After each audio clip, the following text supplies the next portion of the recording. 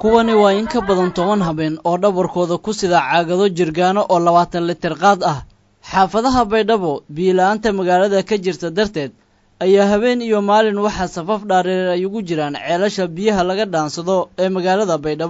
Baydhabo waxay caan ku ahaan jirtay ilo badan oo biyuhu ay ka soo burqan jireen taasina waa waxa ay ku kasbatay magaca Baydhabo Janaay garbada isha Baydhabo maayfuulka iyo meelo kale waxa ka soo burqan jiray biyo ay isticmaali jireen dadka magaalada kuna filnaa isha waa meesha biyaha ugu badan ay ka heli jireen dadka reer Baydhabo biyaha isha ka soo burqada waxay dhex mari jireen bartamaha magaalada ugu dambeyntiina ka soo daadegi jiray dalcadda dheer ee garbada halkaas oo ku taala il kale oo biyuhu ay ka soo burqadaan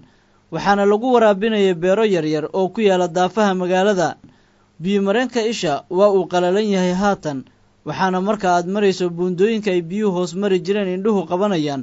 muuqaal aan lagu aqoon biyo mareenka isha oo ku yaala geedo waaweyn oo ka mid yahay geedka berdaha oo caan ku ah isha Baydhabo dadka ku dhaqan magaalada Baydhabo gaar ahaan kuwa isticmaali jiray biyaha isha ayaa la yaaban biyo la'aanta ka jirta magaalada iyo sida ay u qalaleen ilihii biyaha ay ka soo burqan jireen gaar ahaan isha oo caan ku ah magaalada Baydhabo Xaliimo Ibraahim Cabdi oo ka mid ah haweenka magaalada ayaa ka sheekaysay sida Baydhabo ay qani uga han jirtay biyaha iyo sida haatan ay tahay may ka sheegay Baydhabo ka dhalani ilaa muddo 60 sano ka dhawaa ka ale Baydhabo ka dhaladi awka ka dhaladi hatta biilaanta dawku ama hamiintooda wasaacuna aroordaani mise jiirgan shanqo oo ka gadani horman aragna madii gabro una hayni may arag jarnay salaamay soo meeleraw biyoja ku qoyan arliya mawla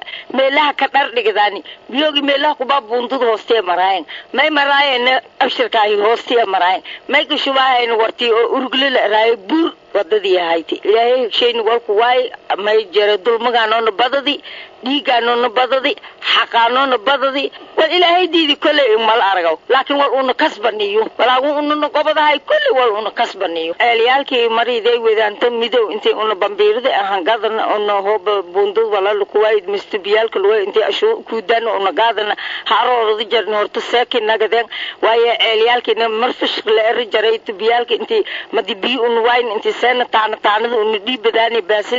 biyogi walku waay arliya mawla guruna ku dhii ma ka saw laakiin anu gurunkaas ilaa adees wala meeli ku dareeran email kala xaq ilaahay ku dareeran oo dhataano isdoogni taariikh ahaan isha Baydhabo waxa ay ahaan jirtay meel kaymo ah oo ay ku nooleeyeen xayawaanaadka duurjoogta qarni ka hor taasoo sabab u ahayd barwaaqada dabiiciga ee biyaha oo deegaanku eebbe ku maneystay qarni ka hor magaalada Baydhabo ma ahayn deegaan dad badan ay ku noolaayeen marka laga reebo dhinaca waqooyi ee magaalada Baydhabo ay degnaayeen koox yar oo jameeco ah waxayna ku loolami jireen dadkaasi yar ee deegaanka ku noola iyo xayawaanaadka biyaha ka soo burqada isha Baydhabo oo kooxba dhinac ay ka cabi jirtay horaantii qarnigii tagay Baydhabo waxaa soo degay ciidamadii gumaysiga Talyaaniga oo u arkay deegaan istiraatiiji ah kadib markay arkeen biyaha durdurka ee iska qulqulaya iyagoo fariisamahoodii ugu horeeyay ka sameystay agaarka isha Baydhabo taas oo sabab u noqotay in dhinacyada bari iyo galbeed ay u fido Baydhabo ishana ay bartanka u soo gasho magaalada Isaaq Cabdinuur Bataar waa odayda ahaan ku dhow 80 sano kuna dhashay magaalada Baydhabo waxaan wax ka weydiiyay inuu sharxaad ka bixiyo taariikh ahaan waxa uu ka xasuusto isha Baydhabo iyo halka biyuhu ka imaan jireen iyo waliba sida haatan ay isu bedeshay deegaanka Baydhabo ka saarano roognaan madii hore yahaada jeetay dhul oo laxangala korna oo geeri gurmeed iyo geeri dheer iyo geeri weyn oo dugaarlay ka noolo shibeelka kumid ayaa libeeka kumid ay ka noolo yaa xaala jirtay biyo sababtii oo yaani idaasna nagati ma jardhe sidii dadka barjay baxasuusin biyo illa Baydhabo la raaw ila xaliin tole ma xaaleeti inka badanaaytay inka bi badanaaytay uu tan oo hata geeka ku dhaansado hay ilyaal badan oo yaani arday bohorla ka taxan oo dhinigu waagu hojjaha ku burqudayana jarjareen bi unguraanay jarjareen bi isku dareeraya jarjareen marka nicmadaas ilaahay dhulku ka manaysay sababtiisa dhulku oo dhan weyn haada jiray dhulku dhan bi yaani isku wadban idishibeel iyo yaani geergurumeed badan isku wadban haada jirtay yaani deegaan ahaan hadiiba lagu kooyo baadiyaha iyo beero lagu kooyo tuulo dhanba way ka ekaaytay yani tuuladun buuladun hata la eroohayo yani xaafidda holwadaag boolija maclan kasaw ya tuulo ahaan intahan jarti dhinacaas waagi hoobalan bahoona yani tuuladun oo hata balan kasaw yani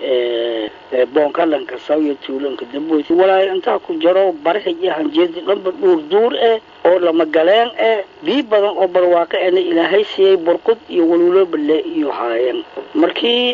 dadkii isticmaalka haayeen dhulka xagaleen oo meelun biyoje iyo walaagaseeyo ilaalsadeen iyo deegaan ahaan waan ka bilaawanaha dhulkun oo hata yani kiyaalo banjawaani kiyaalo iyo yani ilaa stationka iyo dhulku ihaan ya yani degan marka biyo way ku dhaansada jireen ilwiintu oo hata motor fuulo ku dhaansada jireen banjawaani ciidamadiyo deganaada jireen ciidamadaasay iyago obso ku qabaan dad idugaagba obso ku qabaan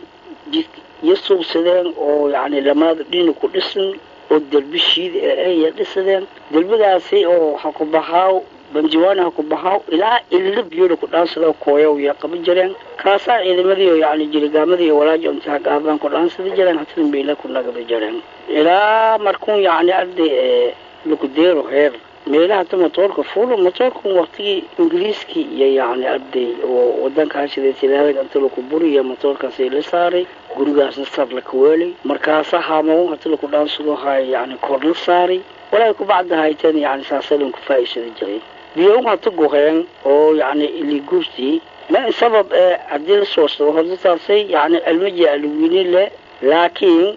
loo faraha badan oo yani hata lagu qoday baydhabo agagaariga lagu qoray oo tiliyaalka lagu qoday oo salhoos deeran biyosho deeran ama biyoogi saasabantiyo hoos inkadiyeeno eeladiyo hayn ama jiidideen yalla erkora maan markii hore irmaan hayti warqudaaw ilaa yani dhinigaasay boonkaje yani buurun jiidanaysay kulli jameel kastoon lama tilaaba ku baadi biyo ku burqoda jireen biyoogi intii eeladin walaawan la suubiya hoos dhiyan markaasa yani beeliway ku dhalatay biyaraan sababtoo hadii biyoogi meedoniski jeey biyoogi waynaga biila ka qaado yani arday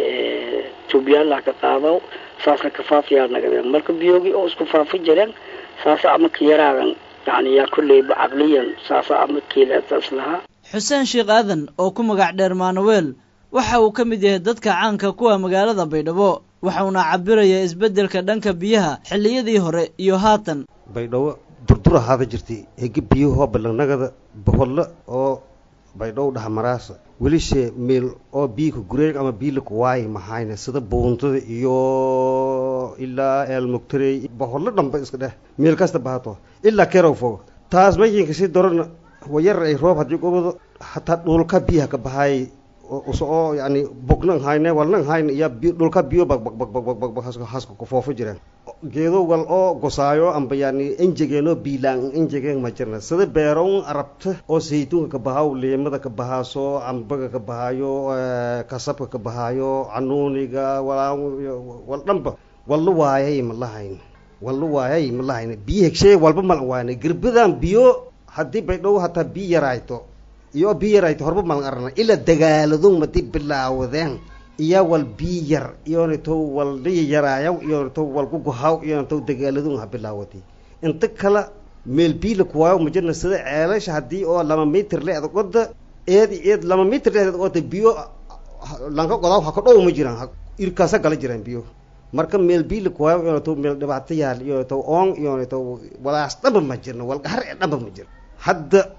eelkii hadii 7 mitir rijay hata biyogi naftirsho ma in malaasay wal dhaaradeeno يعني والنين دار ذاك على والحبهاو مجرى 7 متر eel la qodi oo biil ku waashin doo ku arag marka taas walayn ka sabab ay kulay bad ana dambiga muslimiinta dadka muslimiinta isla sheegadaw dambiga iska galaayano oo dadku bilaantan lu kufsadaayo adduunyadu la qaribaayo lankiin naharisa un lahayn lan oo yani jaara un lahayn lan oo koorha un lahayn oo iska xad gudubooyo dhinac kasta bal iska xad guduboy Soomaali dhanba iska xad gudubooy dad ayaa waxay aaminsan yihiin in biilaanta ay sababtay ceelal fara badan oo laga qoday magaalada Baydhabo adii arintaasi sidee kula tahay walaas wal jirma ilaahay oo beel qodan bool biyo waay masingar man arawsaas meeli biyo kooyan day ilaahay deegtisna badanta meeri la fadaa biika sheerna kor eela dheena buuyi kor boholna walgula korta wala asaknada eela la qoday ii boholis asaka gurti yorto walaasay wal jiraan ma ah bohol gurowsha dambiga anaga galnay aan u sababayna dambiga Soomaali isu gashay aan u sababayna xadgudubka bani aadanka iska xadguduboy la sagar dorsanyo lanko king haysana adag ka gar dorsaaso xabad ku dhawaaso maalshay aad ka qaadaso rafaadiyaasa iya an sababiye marxaladda biilaan ee magaalada Baydhabo waxaa si weyn loo dareemay bilihii ugu dambeeyay waxaana marka dadweynaha reer Baydhabo su'aalaha si weydiiso ay ka bixinayaan fikrado kala duwan kuwaas oo qaarkood ku sifeynaya jiilaalka oo daba dheeraaday halka qaar kalena ay ku sheegayaan ilihii biyihii ka soo bixi jiray oo la xiray ama la aasay dadka ku dhaqan magaalada Baydhabo waxay ciriiri u galeen helidda biyo ku filan bilihii la soo dhaafay iyadoo saqdi dhexe ee habeenkii ay dadku safaf dhaadheer u galayaan ceelasha faraha ku tiriska ee biyaha ay ku hareen si guryahooda ay biyo uga dhaansadaan qiimaha fuusada biyaha waxa ay gaartay 80,000 ilaa 100,000 oo shilinka Soomaaliga taasoo abid aan lagu arkin ama aan biyo qiimahaasi ka gaarin magaalada Baydhabo ee xarunta gobolka Baay inkastoo magaalada Baydhabo ay ka socdaan mashaariic dhanka biyo gelinta haddana waxay ku sheegayaan in intooda badan aanay helin biyo ku filan taasoo loo aanaynayo ceelasha biyaha laga helayo oo qodooda biyo yareeyay maxamed cadaawe radio wirin Baydhabo